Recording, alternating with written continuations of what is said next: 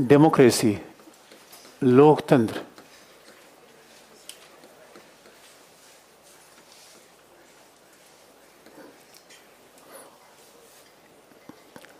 Democracy लोकतंत्र, और दूसरा है गणतंत्र, रिपब्लिकनिज्म।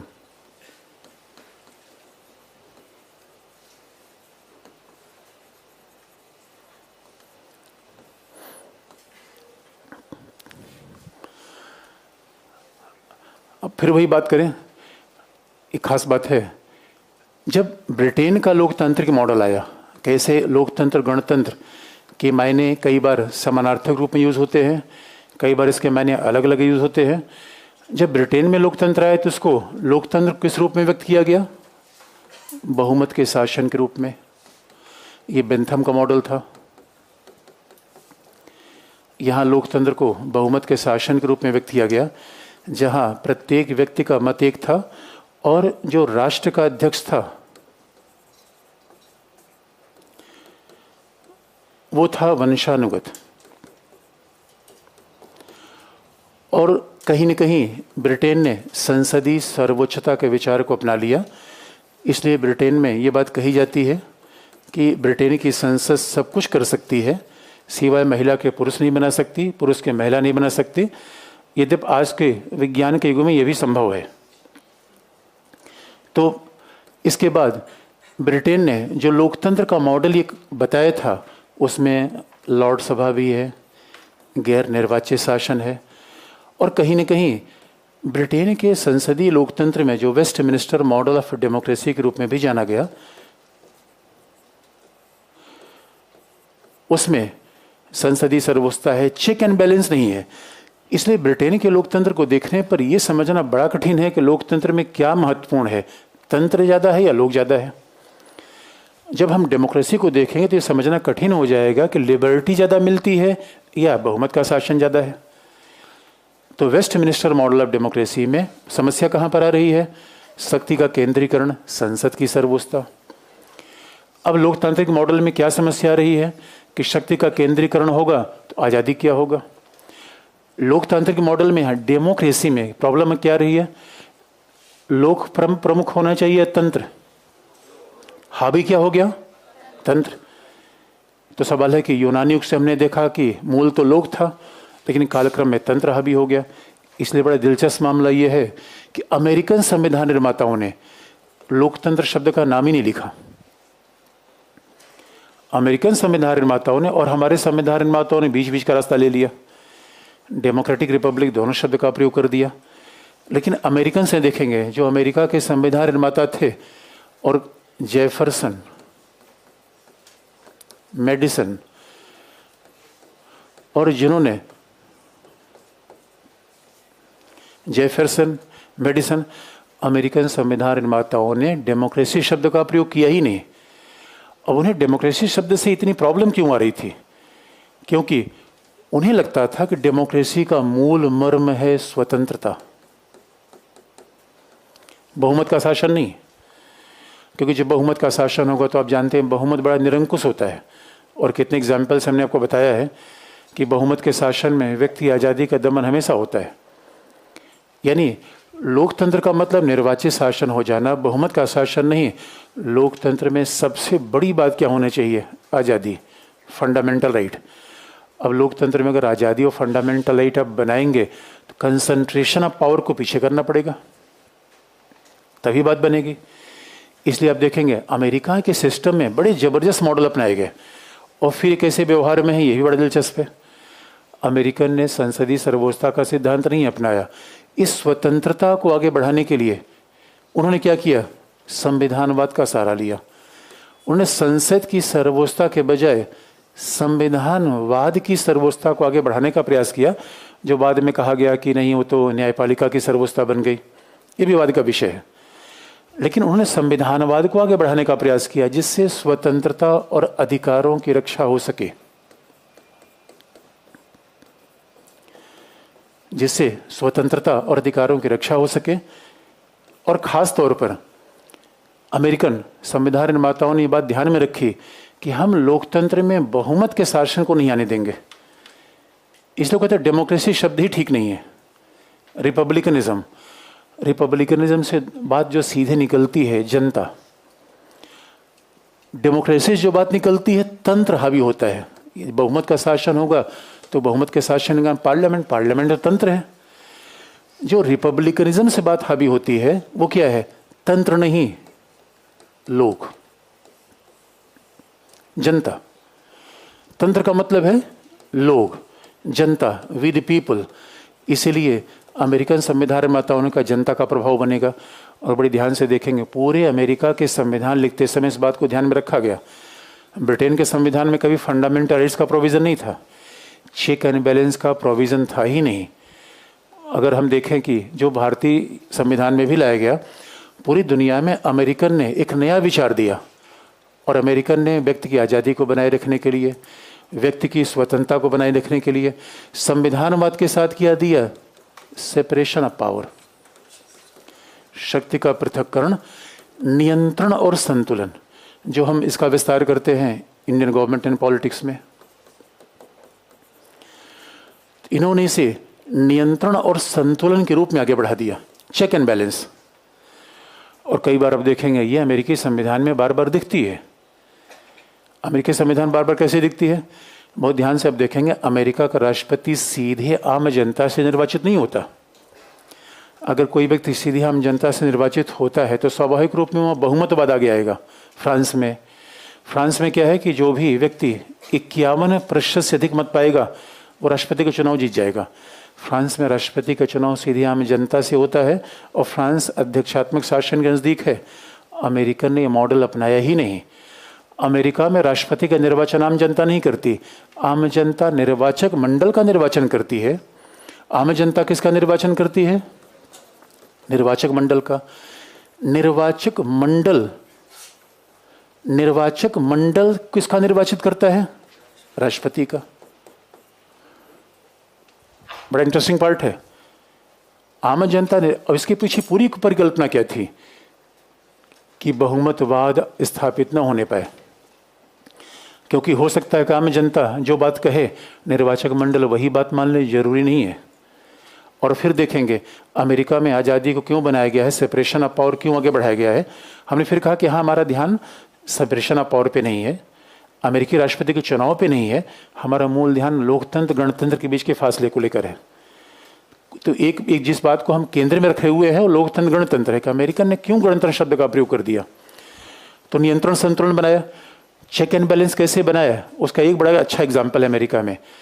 यानी ये बात ध्यान में रखने की है कि राष्ट्रपति क्यों निर्वाचक मंडल से निर्वाचित होता है, पहला।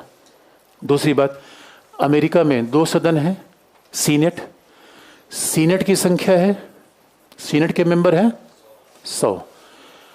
प्रतिनिधि सदन, रिप्रेजेंटेटिव, प्रतिनिधि सदन के सदस्यों की संख्या कितनी है? 435।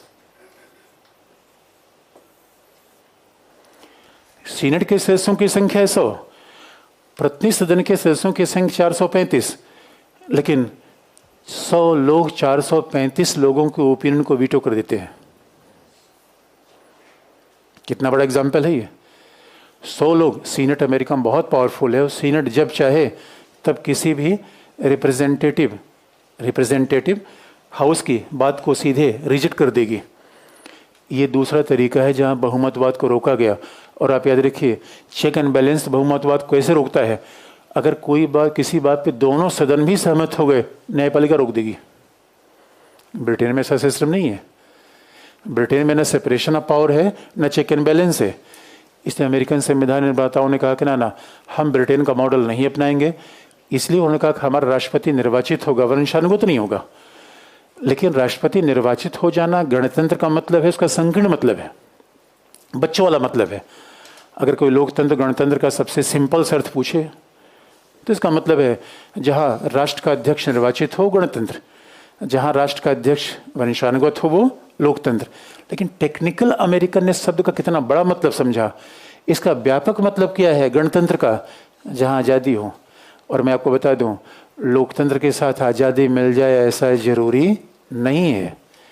ये बात तो डी टॉकविले ने बाकायदा कहा डेमोक्रेसी इन अमेरिका में कि लोकतंत्र में कई बार आज़ादी क्यों नहीं मिलती, समाज बहुमत वाला हो जाता है। परंपराओं प्रथाओं के नाम पर व्यक्ति आज़ादी को रोकने का प्रयास किया जाता है। इसलिए आप देखेंगे आजकल समकालीन विचारधारा में ज़्यादातर डेमोक्रेसी के विचारक रिपब्लिकनिज्म की तरफ जा रहे हैं। और यहाँ रिपब्लिकनिज्म का फिर और विस्तारित मतलब किया जाए, दो मतलब हो गए। एक तो व्यक्ति आज़ादी को रखा जाए, स्वतंत्रता को रखा जाए। अच्छा, ये बात तो आप हर जगह दुनिया में देख रहे हैं। निर्वाचित सरकार हो जाने का मतलब, बहुमत के शासन होने का मतलब लोकतंत्र है, या वो लोकतंत्र है जहाँ व्यक्ति की आज़ादी और मानवाधिकार की रक्षा हो। इसलिए रिपब्लिकनिज्म भी डेमोक्रेसी ही है। लेकिन डेमोक्रेसी से रिपब्लिकनिज्म का अंतर कहाँ है, ये बात है। और आजकल देखेंगे दुनिया में भी ह्यूमन डेवलपमेंट इंडेक्स की बात आती है, फ्रीडम इंडेक्स की बात आती है। तो ऐसा पता चलता है दुनिया में निर्वाचन तो कई देशों में होता है, आज़ादी कम ही देशों में है।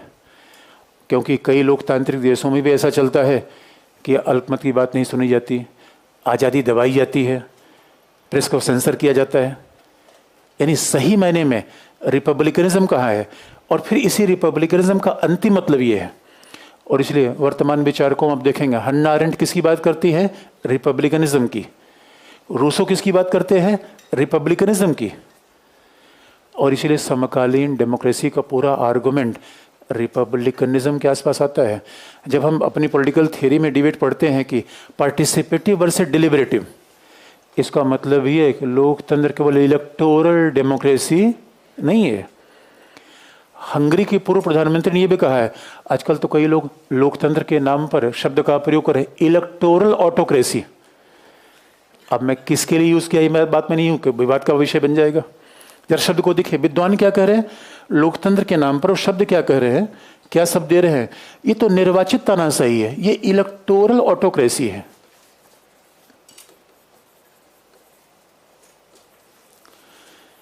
यानी आप याद रखिए, सरकार निर्वाचित हो जाए, उत्तरदायी हो जाए, आज़ादी का दमन कर दे तो क्या होगा, इलेक्टोरल ऑटोक्रेसी।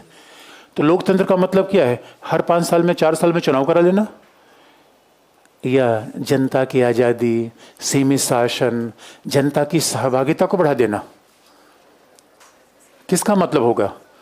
और जब जनता की सहभागिता आज़ादी को बढ़ाएंगे तो क्या आएगा, लोकतंत्र आएगा या गणतंत्र आएगा, गणतंत्र आएगा। तो भारतीय संविधान में बात इसीलिए दोनों शब्दों का प्रयोग करते हैं, क्योंकि हमारे संविधान में पूरा separation of power, fundamental and judicial review सब अमेरिका से लिया गया है। हमारे संविधान में शासन संसदीय है, यहाँ तक तो हम ब्रिटेन से प्रभावित है, हमने संसद की सर्वोच्चता कभी नहीं मानी। यानी भारत इसलिए केवल गणतांत्रिक नहीं है कि राष्ट्रपति निर्वाचित है, हमने वो पूरा सिस्टम ले रखा है। इसलिए आप देखेंगे हमारे यहाँ इस बात पे बड़ा विवाद चल रहा है, आधारभूत ढांचा, आधारभूत ढांचा। आधारभूत ढांचा से सरकार की बहुमतवाद को न्यायपालिका ने रोक रखा है। सरकार कह रही हमने 400 की बहुमत से बनाया, न्यायपालिका कह रही हम नहीं मानते भाई, देखो हम 400 से हो 300 से, हम नहीं मानते। संविधान में जो लिखा गया वही लिखा होगा, या 400 लोग बोलेंगे संविधान के मतलब अलग हो जाएंगे। अब कल के लिए 500 लोग बोल दें फंडामेंटल राइट खत्म कर दो, संसद में 500 लोग बोल दें कि फंडामेंटल राइट खत्म कर दो, खत्म कर देंगे। न्यायपालिका किस लिए है। तो हमारा संविधान किससे ज़्यादा प्रभावित है, ब्रिटेन से, अमेरिका से। ज़्यादा तौर पे देखेंगे अमेरिका से, रिपब्लिकनिज्म। और इसे डॉक्टर अम्बेडकर ने पार्टी बनाई थी रिपब्लिकन। अमेरिका में पार्टी का नाम है रिपब्लिकन, डॉक्टर अम्बेडकर की पार्टी का नाम भी था रिपब्लिकनिज्म। इसलिए समकालीन पॉलिटिकल थ्योरीज जितने भी हैं, आप हन्ना अरेंट की बात करेंगे तो कौन रिपब्लिकनिज्म की श्रेणी में जाता है, हन्ना अरेंट। मिल भी लगभग उसी श्रेणी में जाते हैं। मिल ने भी कहा नहीं आज़ादी लोकतंत्र का मर्म है, बहुमतवाद नहीं। हन्ना अरेंट किस श्रेणी में जाएंगे, रिपब्लिकनिज्म। रूसो, क्योंकि रिपब्लिकनिज्म का मतलब एक तो आज़ादी है और एक है जनता की सर्वोच्चता, जनता की निरंतर शासन में सहभागिता। तो रिपब्लिकनिज्म को दो मतलब में आजकल समझा जा रहा है। पहला स्वतंत्रता, जहां जनता की स्वतंत्रता हो और जहां जनता की प्रतिदिन शासन में सहभागिता हो। बात ध्यान में रखने की, प्रतिदिन, जहां जनता की प्रतिदिन शासन में सहभागिता हो। और यही तो पार्टिसिपेटरी डेमोक्रेसी है। इसे आज की डेट में जितने भी लोग हैं, चाहे वो बेंजामिन बार्बर, चाहे मेंस ब्रिज, जितने भी कंटेम्प्रेरी पॉलिटिकल थियरिस्ट हैं वो बार बार किसकी हमें याद दिलाते हैं? रिपब्लिकनिज्म। डेमोक्रेसी नहीं, रिपब्लिकनिज्म। इसका मतलब रिपब्लिकनिज्म है तो डेमोक्रेसी है, डेमोक्रेसी है तो रिपब्लिकनिज्म है, जरूरी नहीं है, जरूरी नहीं है। इसे जनता की भागीदारी करिए, जनता को आज़ादी दीजिए, यही रिपब्लिकनिज्म है।